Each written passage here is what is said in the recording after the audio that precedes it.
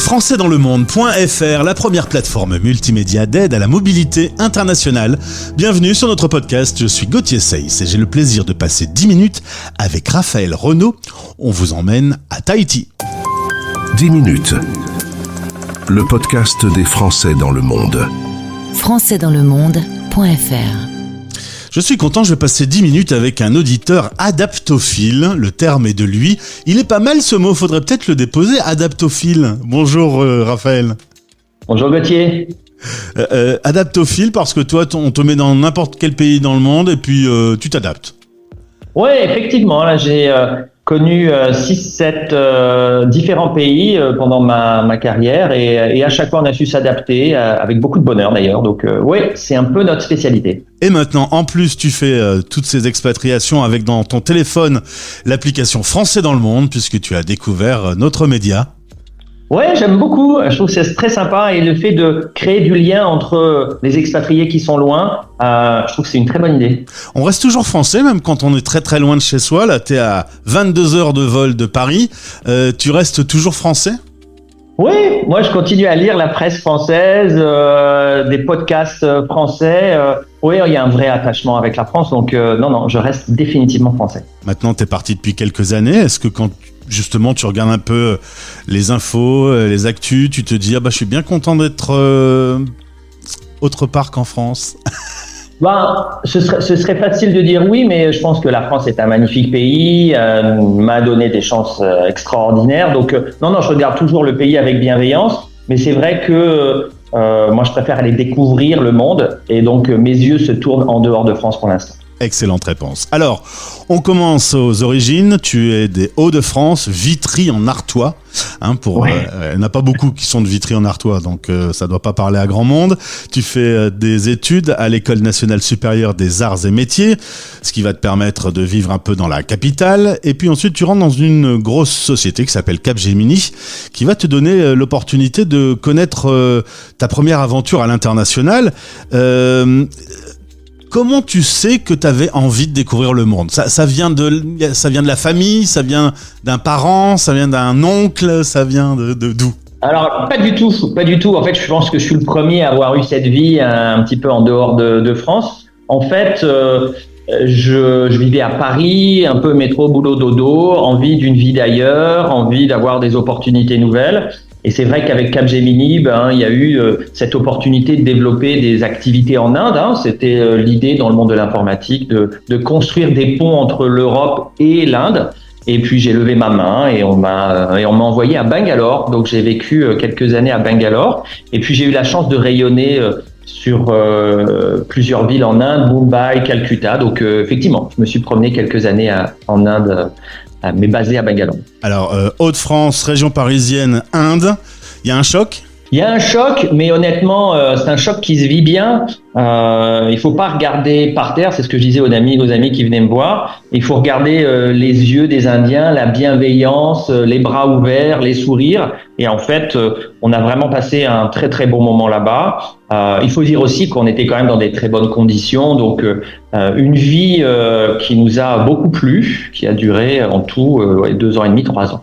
Alors c'est vrai qu'on parle d'une période où les grandes sociétés françaises, on appelait ça les expats, c'est le terme a été un peu déformé depuis, mais avec un pack un peu confort que les sociétés françaises font de moins en moins quand même aujourd'hui.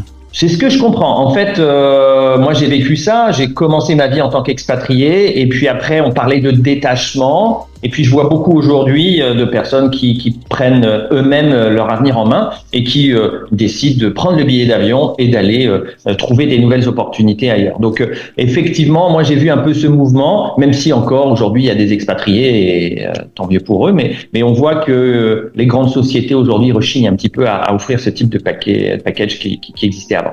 Côté vie privée, ta conjointe est polonaise, donc là aussi il y a de l'international dans ce couple, qui va d'ailleurs se marier sur le thème l'amour autour du monde. Vous aviez envie tous les deux de découvrir la planète. Ouais, c'est ça. En fait, elle était polonaise, je l'ai rencontrée en France, mais elle faisait ses études aux US. Et donc c'était assez naturel. J'ai vécu en Inde, donc on s'est rejoint sur cet objectif. Et je pense que quand on est expatrié, c'est un objectif à deux, parce que quand il y en a un qui vit sa son expérience au maximum à l'étranger et l'autre l'a subi. Souvent, il y a des déséquilibres. J'ai vu ça par le passé. Mais pour nous, on était vraiment sur le même schéma. Et donc, on a dévoré toutes ces expériences ensemble et on s'est régalé. On appelle ça chez nous conjoint suiveur ou conjoint accompagnateur. Vous avez toujours veillé à ce que les deux travaillent et que l'autre ne suive pas le premier, quoi. Ouais, c'est ça. En fait, on a voulu à chaque fois arriver dans le pays et que tous les deux travaillons pour avoir des vraies expériences et goûter un peu à la culture locale. Donc, tous les deux ont toujours travaillé. Après, c'était une dynamique. Ça a été moi, quelquefois, qui trouvais en premier. Après, ça a été elle. Donc, non, c'était, je dirais pas suiveur, accompagnateur, je dirais tous les deux moteurs dans les différentes expatriations. Vous allez connaître une belle histoire de 2 ans à Dubaï. Pas la période la plus cool à Dubaï, qui était un peu en récession. Ouais, c'est ça. En fait, quand je suis arrivé, quand j'ai posé mes valises, je sais pas si tu te souviens, mais il y avait un moment où tout le monde partait de Dubaï, laissait ses grosses voitures à l'aéroport et essayait de fuir parce que tout le monde avait des dettes. Alors, c'est le moment où je suis arrivé. Donc, bon, écoute, on a développé des activités. Dubaï est une région, enfin une ville qui est quand même extraordinaire, qui a beaucoup de choses à offrir. Après, c'est vrai que nous, on est en aimant les vieilles pierres et beaucoup de la culture. On s'est dit que 2 ans c'était bien et qu'on a décidé de fermer ce chapitre pour partir ailleurs après ces 2 années. Vous irez ensuite ensemble à Hong Kong. C'est là que les enfants vont arriver. Un acheté, un gratuit, tu m'as dit, hein, des jumeaux. Oui. Ils sont contents quand tu dis, quand papa il dit, c'est un acheté, un gratuit. Alors, non, en fait, effectivement, c'est une blague que je fais de temps en temps que je ne devrais pas faire, mais tout le monde prend ça avec de l'humour et les enfants aussi. Mais effectivement, on a eu le bonheur d'avoir des jumeaux et donc Hong Kong, c'était un bel endroit pour en couple, puisqu'on a d'abord vécu en couple, rayonné sur toute l'Asie, en famille également. Mais rapidement, on s'est dit que avoir une petite maison avec un petit jardin, ce serait pas mal pour laisser gambader nos 2 enfants.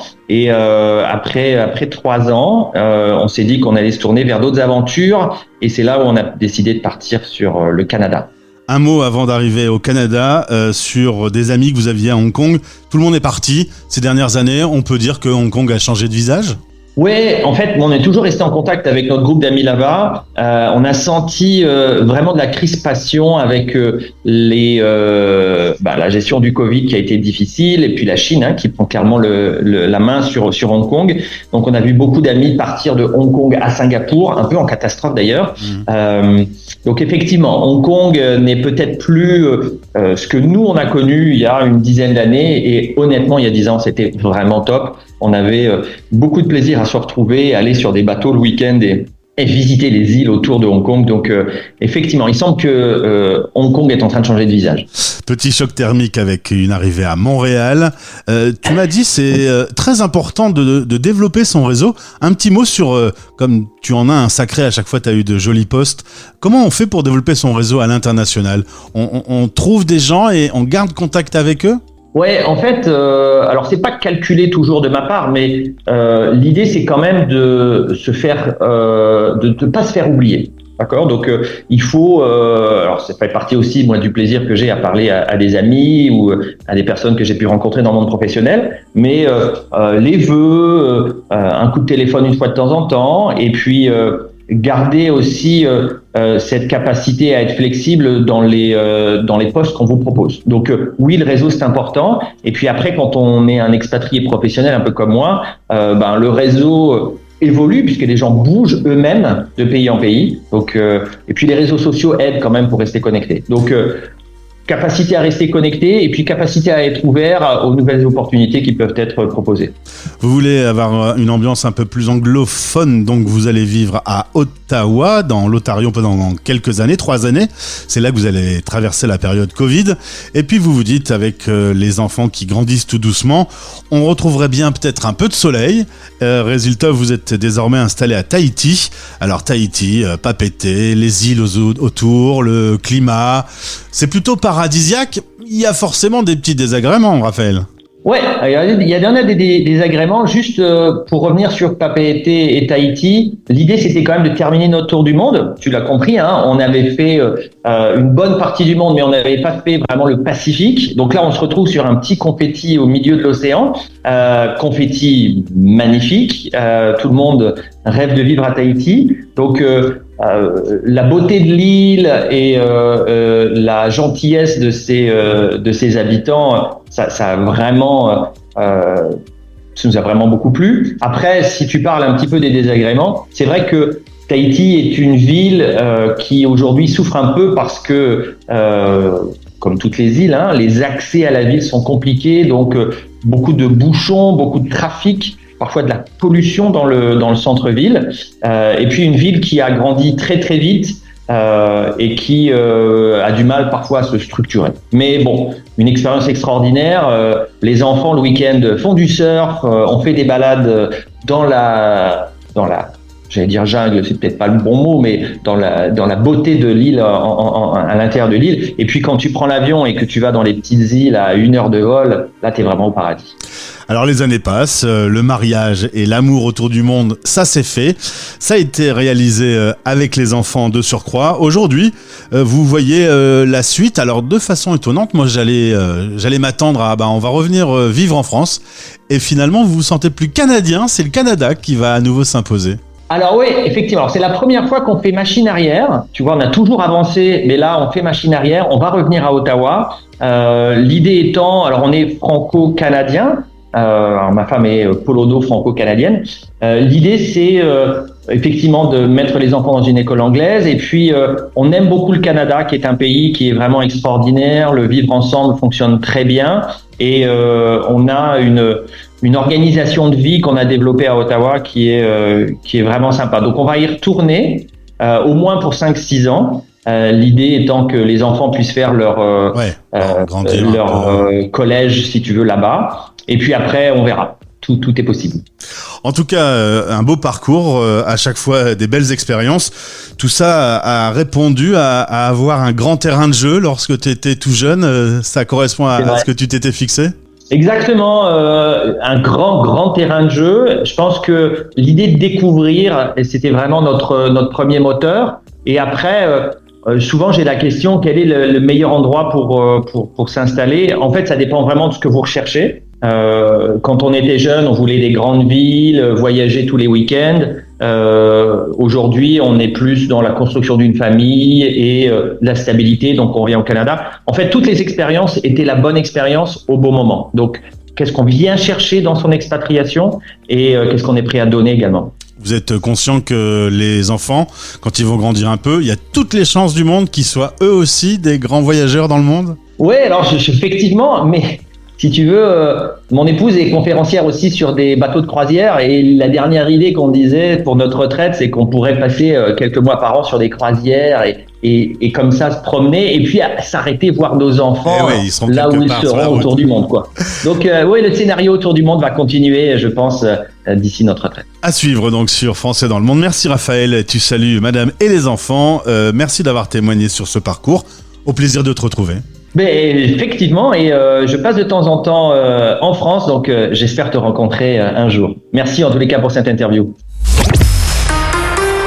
Français dans le monde, Français dans le